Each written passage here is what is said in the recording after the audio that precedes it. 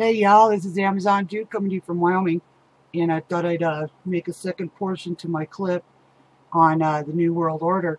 I want you guys to take 5 minutes while you're surfing the net and you look up United Nations Agenda 21, and it's a thick book. You can download it, and I suggest you do, and then scan it and print off the pages that are most pertinent to you and what's going on in your city or town or county. I did mine, and it follows right along lines of what our planning and zoning department are doing and currently pushing on the people. Stack and pack housing. They want everybody into these little urban centers so they can keep track of you. Like out here in Wyoming and Casper, where I'm at, we have, it's called Sustainable Development, and it's done through the Planning and Zoning and the Downtown Development Authority and an outfit called CADA. And CADA is economic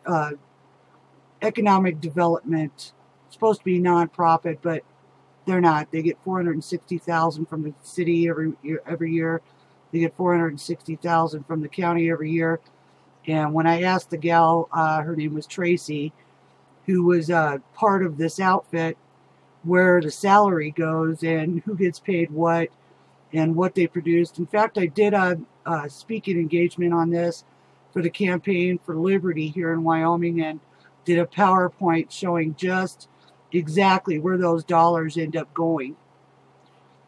And it's usually to build something for a business, like infrastructure, water, sewer, electricity, that the taxpayers pay for this business to come in.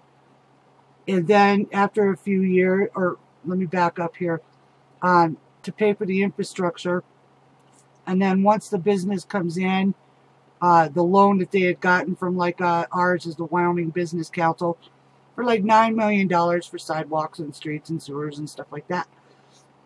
They run the business for a few years, and then if it goes belly up, taxpayers are out on that infrastructure money. The building is left standing empty because it was created especially for that type of business.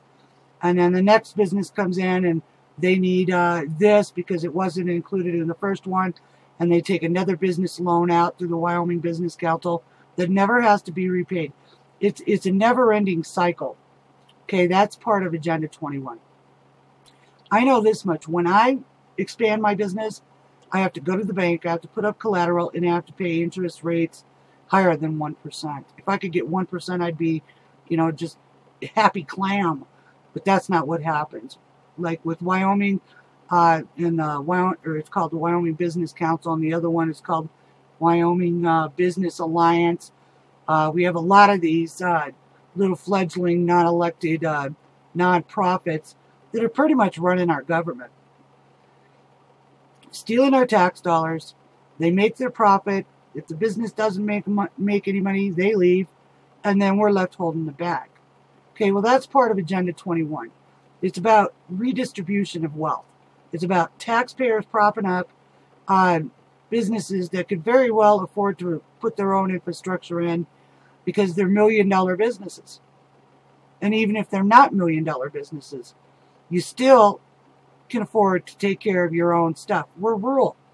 I mean, what do you need to get to a business? You need water, you need sewer, you need electricity, you need broadband for internet.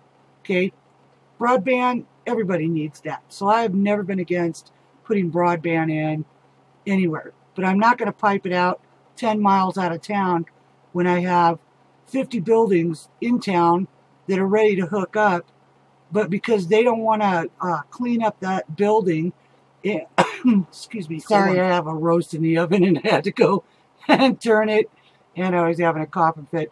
But back to economic development. They don't want to buy and use pre-existing buildings.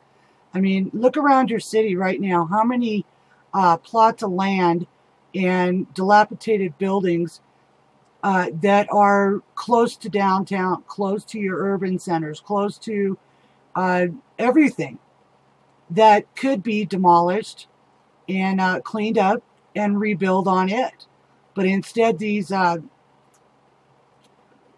companies want to come in and they want a nice, big, fresh piece of land. Oh, we need 50 acres when really they're only going to use 5. That's part of the program. That's part of, you know, the next time I hear one of these green guys, green energy guy goes, carbon footprint. Well, that's exactly what we're trying to prevent. You know, why can't you use what we already have? Look at downtown Detroit, where I'm originally from. You could, let's see, Ford Motor Plant. When Ford started out, he had his own glass factory, welding, smelter. He built the entire car. I think the only thing he didn't build on, what is it, little over a mile wide and a mile long, so that's got to be 100 acres or so, I don't know. Anyway, that's 100 acres. Let's just say it's 100 acres for the sake of argument, because I don't have my stuff sitting in front of me. But on 100 acres that is now dilapidated, why can't companies come in and take over that section, those sections, and build their new factories or their new companies or whatever? Why do they have to go 10 miles, 20 miles outside of town and then expect the taxpayer to pay for infrastructure going out to their new business? Is bullshit. So, and let's go back to Agenda 21. That is Chapter 7 that I'm discussing right now, Sustainable Development. And I want you to go through those chapters and then compare them to your local laws and your state direction of where they're going. They're going to use a lot of key words: consensus, diversity, economic development. Those are all buzzwords, guys. What it means is they're going to use your tax dollars to make the state, city, county, whatever, into what their idea of what America should be. Okay? Well, I don't know. I'm a capitalist and I'm proud of it. If you want to open a business, I say go for it. But you're going to have to do it just exactly the way we did. You're going to have to go to a bank. You're going to have to save your money. You're going to have to buy your property, put in your sewers, put in your lines. Don't expect the government to pay for your business. Okay, that is a big problem for me. Next, I want you to get a hold of, and she's a Democrat, and she's a lesbian, which neither one of them matter to me because her brain is screwed in correctly. Her name is Rosa Kohr. She's based out of the Bay Area in California, and I want you to listen to her. You can find her anywhere on YouTube. And start looking at what she did. You can find what she said here in Casper on there too. And then when one of our little snotty reporters called her, she was smart enough to tape it and video it for us. So that's on there too. That was the Casper Star Tribune. And you're going to be amazed. And then I want you to look up Helen. Oh gosh, I can't think of her name right off the bat. But anyway, check out Tom DeWeese. He's another one. Very, very astute on this New World Order stuff and what they had in mind for America, which was redistribution of our wealth. They were draining our wealth to prop up other countries and line in their pockets as the go-betweens. So anyway, I'm going to leave you with that for now. And I got a big bombshell for you. I'll give you at the last part of this video. Hey, this is Amazon Jude. Let's finish this last video up with the go-betweens. That's your congressmen. That's your representatives. That's your intelligence community. And here's the big bombshell of today. Roger Stone was in the met with the Intel committee in the hearing last week. Remember, that was all over the paper. I don't remember the official name of it right now, but anyway, and he had done a video prior to him going to this hearing of his statement that he was going to make behind closed doors. They wouldn't allow him to do a public hearing, and they won't even release the transcript of it either. And I think I know now why, because Roger was on last night and told us what went down pretty much in that hearing. Seems after Nunes was kicked off the committee by Adam Schiff, and seems there's oh gosh, seems that there is a problem, and the problem is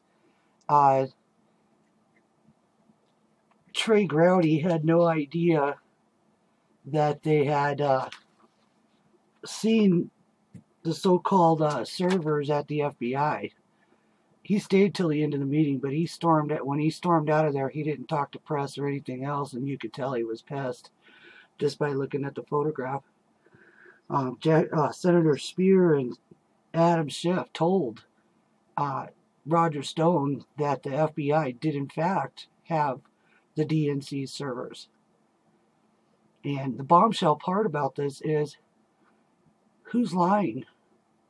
Is Senator Speer and Schiff lying, or did Comey lie and Jay Johnson lie when they were under oath in front of the congressional hearing?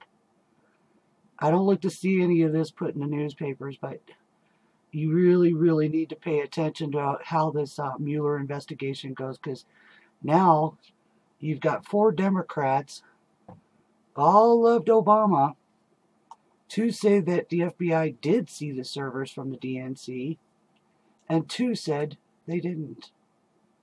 So, with that, I'm going to leave you guys tonight and let you go ahead and ponder that for a while. This is Amazon Jude signing out from Wyoming. God bless America, and God bless my president.